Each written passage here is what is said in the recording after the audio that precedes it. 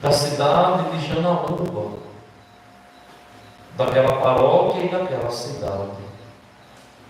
E o Imaculado Coração de Maria é o padroeiro de toda a diocese, ou seja, dos 24 municípios que compõem essa igreja local, essa porção do povo de Deus que está aqui nesta igreja.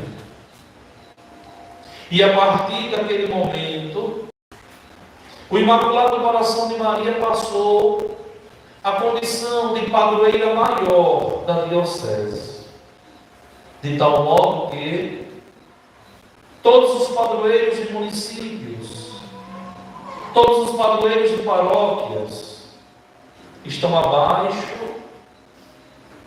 do auspício, da proteção, da intercessão da padroeira maior diocesana, o Imaculado Coração de Maria. Um título muito bonito, um título muito santo, uma devoção grandiosíssima da igreja, que desde tempos imemoriáveis a igreja vai, a partir das Sagradas Escrituras, olhar com muito carinho ao coração de Nossa Senhora, ao coração da bem-aventurada Virgem Maria. Mas, afinal de contas, o que é na teologia o coração? Na teologia católica, o coração é a fonte de onde emana todas as emoções, todos os sentimentos, todo o intelecto do homem. Nós sabemos que cientificamente não é assim. Tudo surge, parte, inicia no cérebro, mas teologicamente, na ciência teológica, é a partir do coração. É por isso que o coração do homem é, nas Sagradas Escrituras, a sua parte mais santa, a sua parte mais bela, a sua parte mais perfeita. De lá, onde emana tudo que é bom, mas também pode emanar muitas coisas ruins. Lá, onde se deve guardar os grandes sentimentos de gratidão ao outro, de respeito ao outro, mas lá também, de um modo muito triste, se guarda também o ódio e o rancor. Mas o coração do homem foi feito à imagem e à semelhança do coração de Jesus. Lembremos-nos que a própria teologia da igreja nos diz que o homem foi feito à imagem e à semelhança de Deus. Ele feito à imagem e à semelhança de Deus é justamente a imagem de Cristo. Lembrem vocês que o corpo do Pai e o corpo do Espírito é o corpo do Filho. Não existe 3 corpos humanos nos céus. Só existe um corpo humano, o de Cristo Jesus, da segunda pessoa da Trindade, feito homem, segunda pessoa. E ali é a forma de Deus. Deus não apresentou outra forma. E é por isso que no Antigo Testamento, se vocês pegam, vocês vão ver que Deus proíbe de fazer imagens. E no Novo Testamento, a igreja faz imagem. Por quê? Porque o próprio Paulo, ao escrever a comunidade dos Tessalonicenses, nos vai dizer que Cristo é a imagem do Deus invisível. E a partir desse momento, a teologia da igreja percebe que se pode agora fazer a imagem de Deus. Porque agora Deus tem imagem. No Antigo Testamento não tem. Mas é importante aqui a gente compreender que o coração do homem foi moldado tendo como exemplo, como molde, o coração de Jesus. Daqui a importância que nós temos que perceber que é o coração de Jesus o modelo para todo o coração humano. É o coração de Jesus o modelo para o gênero humano. É por isso que nele existe harmonia e não existe desarmonia. Mas aí vocês podem estar dizendo assim: mas padre, o Senhor começou a dizer que o dia de hoje é do Imaculado Coração de Maria. E por que o Senhor está falando do coração de Jesus? Porque é impossível falar do coração de Maria se não falar do coração de Jesus. Por quê? Porque é a partir do coração de Jesus que o coração de Maria é o que é. O coração de Jesus é modelo também para a bem-aventurada Virgem Maria. Embora, biologicamente falando, humanamente falando, o coração de Jesus, enquanto órgão vital, depende do coração de Maria. Por quê? Porque é carne da carne de Maria. Mas teologicamente falando, por ela ter sido preservada da mancha do pecado original. Lembremos da bula do Santo Padre o Papa Pio IX, que no dia 8 de dezembro de 1854 nos vai dizer que a bem-aventurada Virgem Maria, por desígnio de Deus, foi preservada da mancha do pecado para que não pudesse passar o pecado original para o Filho de Deus. Nessa santa bula inefável de Deus, do Santo Padre Papa Pio IX. Então vejam que é do coração de Jesus que descende o coração da bem-aventurada Virgem Maria. Os dois estão ligados. Um, biologicamente, deriva do outro. E o outro, teologicamente, se inspira no outro. Só que é interessante a gente compreender que devemos nós, enquanto cristãos, nos inspirarmos verdadeiramente no coração de nosso Senhor e no coração da bem-aventurada Virgem Maria também.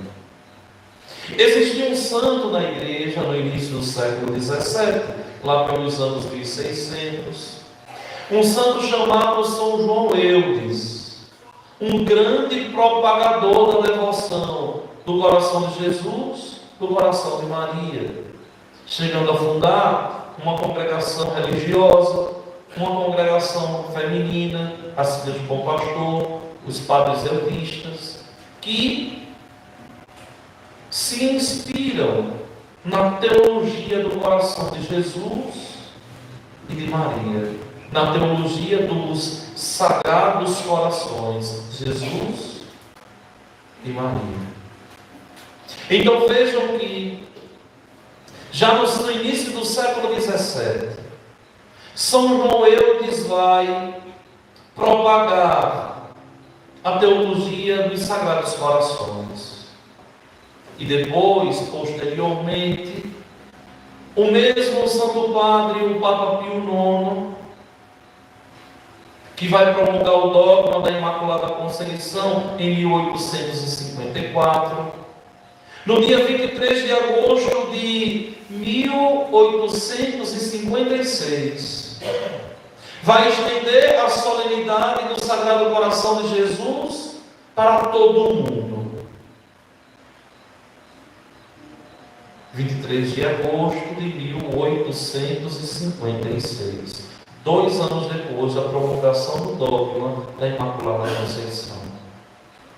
E o Santo Padre, o Papa Pio XII, no dia 16 de agosto de 1956, portanto, 6 anos depois, vai confirmar aquela devoção que vai ganhar o caráter de solenidade, que ontem nós celebrávamos, o dia do Sagrado Coração de Jesus. Aqui nós antecipamos todos os anos, no finalzinho de abril, mas o dia da Igreja Universal foi ontem.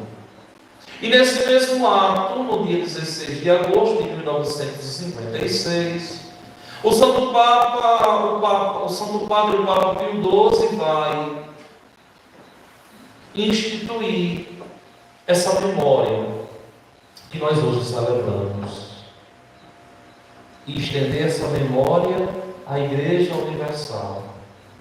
Na segunda sexta-feira, após a solenidade de Corpus Christi, se celebra o Sagrado Coração de Jesus, e no sábado, imediatamente, o Imaculado Coração de Maria. Um está atrelado ao outro. Só que, vejam bem, meus queridos irmãos e minhas irmãs, é importante para nós católicos tomarmos uma santa consciência de que devemos nós nos inspirarmos no coração de Nossa Senhora. Um coração que aprendeu a ser generoso a Deus. Vejam que nunca se viu dizer que a bem-aventurada Virgem Maria tenha dado um não a Deus. Sempre solícita com Deus. Em tudo aquilo que Deus pediu, Maria prontamente e santamente respondeu. Lembremos da visita do anjo. Quando o anjo, olhando para Maria, diz, com toda dignidade: Ave cheia de graça, o Senhor é contigo. Shaire que caritonene. E Maria, com toda a dignidade, com todo o zelo, depois de ver toda a proposta do anjo, vai dizer de coração aberto: Ecce ancilla Domine, eis a serva do Senhor. Ou seja, Maria, naquele momento, foi capaz de deixar de lado os seus planos, os seus projetos, os seus sonhos, para entrar na grande aventura que é servir a Deus.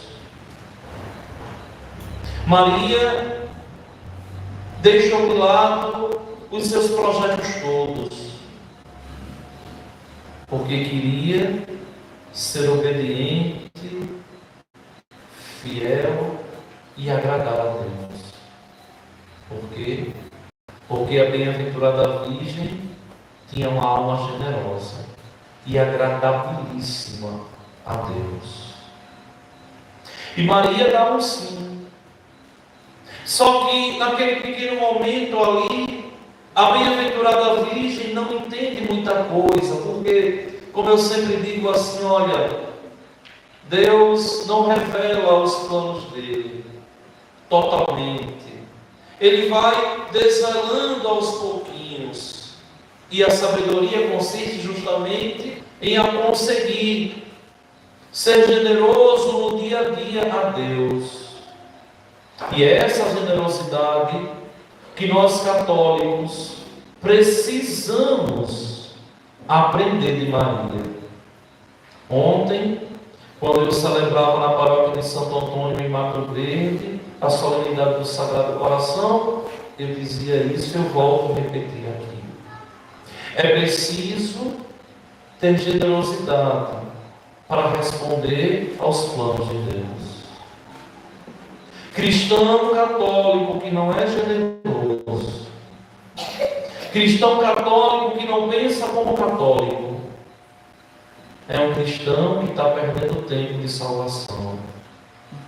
Porque nós encontramos muitas pessoas dentro da igreja, mas que pensam como pagãos, outros tantos que pensam como protestantes. Mas pensar, parece uma redundância, mas dá para entender o que eu quero dizer. Mas pensar genuinamente como católico, o católico, hoje está muito difícil. Tem católicos que pensam como pagãos, tem católicos que pensam como protestantes, e tem católicos que não pensam como católicos. E existem poucos católicos que pensam como católicos hoje em dia. Genuinamente católicos. Na generosidade para servir a Deus. Na capacidade de, como diz o livro do Eclesiástico, sofrer as demoras de Deus. Nem tudo é no nosso tempo. E esse tempo de espera é justamente o tempo de inspiração, de maturação do coração, para aprender a fazer na própria vida a vontade de Deus. Maria viveu isso. Tanto Maria viveu isso que Maria não compreendia muitas coisas.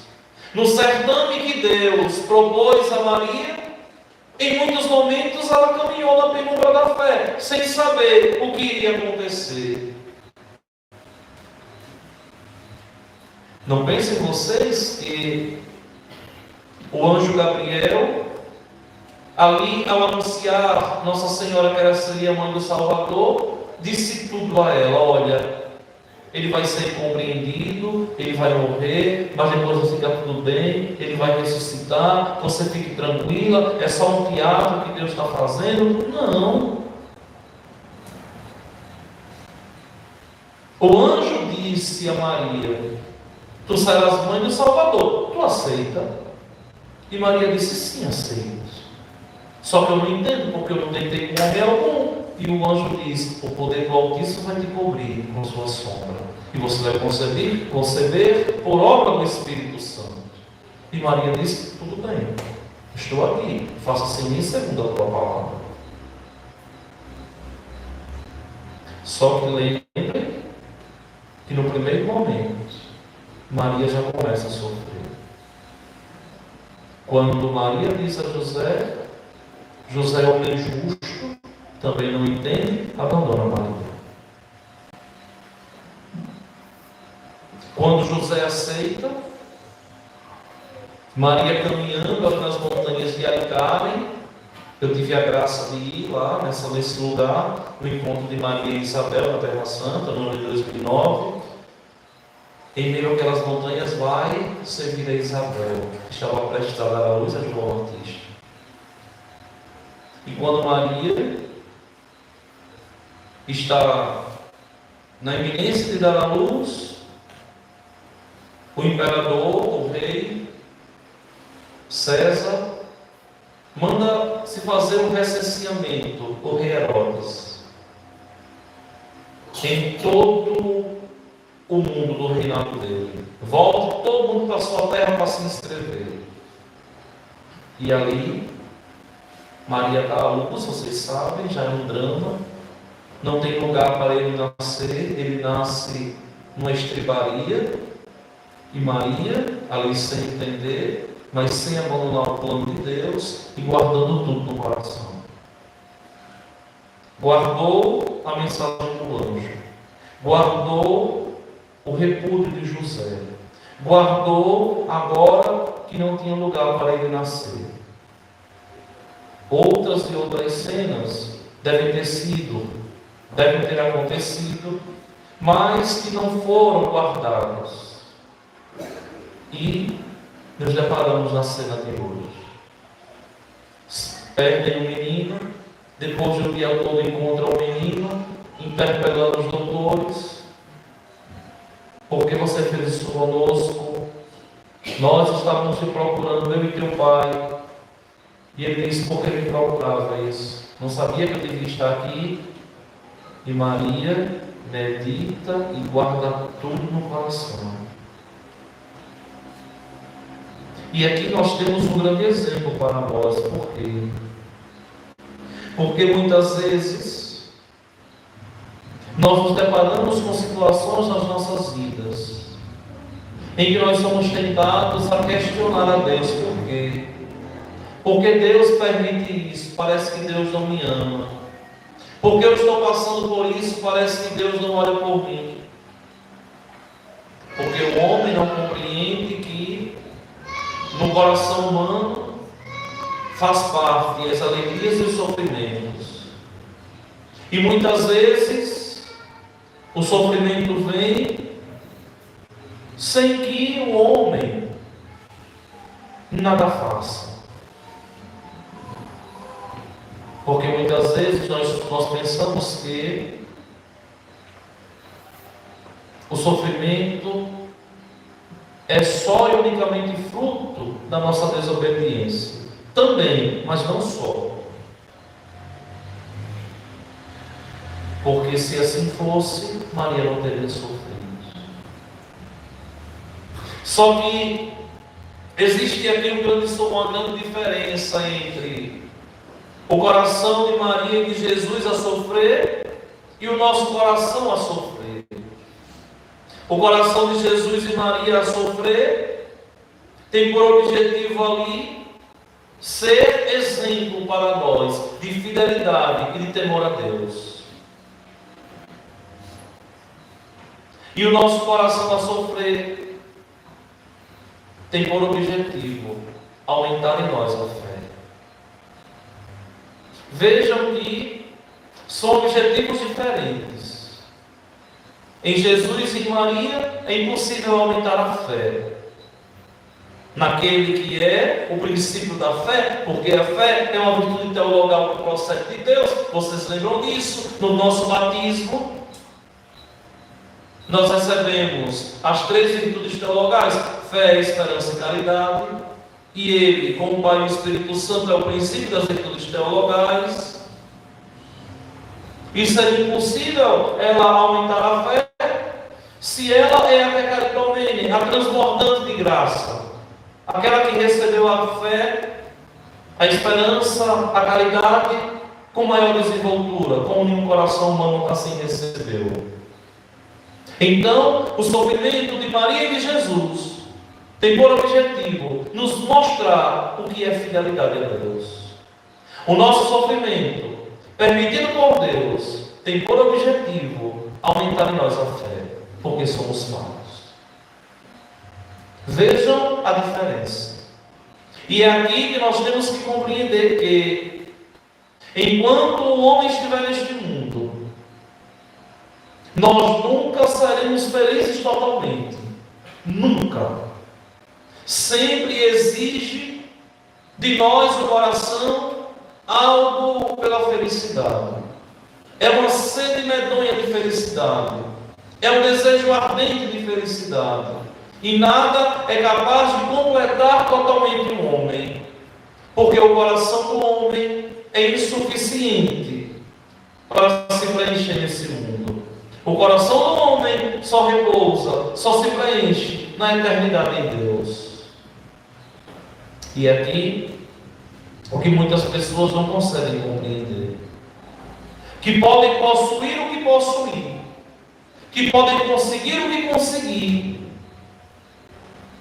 que não é essa luta desvairada do prazer e do ter que vai fazer o homem ser feliz. Porque o homem sempre quer mais. E quando consegue aquilo que quer, quer mais. Porque não entendeu ainda que a felicidade não é o ter, mas a felicidade é o ser em Deus. É claro que nós devemos viver a vida com objetivos, lutando, para adquirir as coisas, mas essa não pode ser a razão da vida. A razão da vida deve ser servir a Deus e nos humanizar, para fazer acontecer na nossa vida o grande mandamento da fé cristã: amar a Deus sobre todas as coisas e amar o próximo como Cristo Jesus nos amou. E vejam que é nesse interim que o Imaculado Coração de Maria é um grande exemplo para todos nós. Por isso que Maria, dentro da igreja, eu não vou dizer nem dentro da igreja, mas dentro do cristianismo, porque é mais amplo, Maria é uma instituição. Queiram os protestantes ou não, faz parte da tradição piedosa e genuína do povo de Deus o culto de hiperbolia a Nossa Senhora, que é aquele culto especialíssimo a ela, que não é o culto de latria reservado a Deus, nem é o culto simples de liturgia reservado aos santos, mas é o culto de hiperbolia entre todos os homens que pisaram nesta terra, excluindo Jesus. É Maria aquela que ocupa o lugar especialíssimo, por ser uma instituição, modelo de fé, modelo de oração, modelo de esperança, modelo de obediência, modelo de castidade, modelo de entrega total. E aí nós podemos sair colocando Maria como a imagem da igreja. Por isso que esse carinho tão grande da igreja, nessa entrega total de Maria, que nos devolve a eternidade. Lembremos-nos que do lado aberto de Adão, Deus tirou Eva. E do lado aberto de Jesus, pendente na cruz, Deus tirou a igreja. Lembremos que do lado aberto de Jesus corre sangue e água. O sangue da Eucaristia e a água do batismo. Os dois grandes sacramentos da Igreja Católica, Igreja de Cristo. E a bem-aventurada Virgem Maria está inserida, está dentro da igreja. É por isso que o Padre Zezinho, aqui no Brasil, ao escrever suas músicas, escreveu uma música com muita sabedoria, chamando Nossa Senhora de primeira cristã. Ou seja, aquela que, sem compreender, sem entender, aprendeu a confiar e a esperar em Deus. Como seria bom se todos nós tivéssemos esse olhar de fé e fizéssemos uma leitura de fé das nossas vidas e olhássemos o que Deus quer conosco e olhássemos o que Deus quer fazer a partir da nossa obediência, a partir do nosso sim. É o sim a Deus, nosso Senhor, que nós devemos dar todos os dias, que vai nos levar à glória dos céus. É esse sim bendito. Todos os dias nós devemos dar a Deus, nos deve fazer cegar para o mundo e olharmos sempre e totalmente para o Senhor bom Deus, para chegarmos aos céus. É por isso que o salmista hoje, na solenidade do Imaculado Coração de Maria, que em nossa diocese vai cantar com muito zelo: meu coração se regozija no Senhor.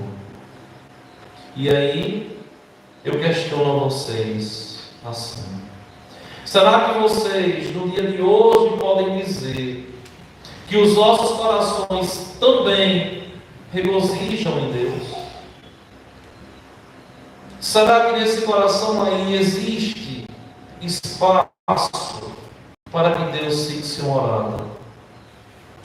Ou será que é um coração muito cheio de si, muito cheio das coisas do mundo, e sem espaço nenhum para Deus. Não pode ser o nosso coração uma imagem, uma extensão daquele momento da história lá atrás, quando Cristo veio ao mundo e não teve onde nascer. O nosso coração deve estar vazio, assim como o coração de Maria, para que Deus possa habitar e nos fazer todos os dias aquilo que Ele sempre desejou fazer em nós. Crescermos em santidade e com dignidade, e assim alcançarmos os céus. Creio em Deus Pai,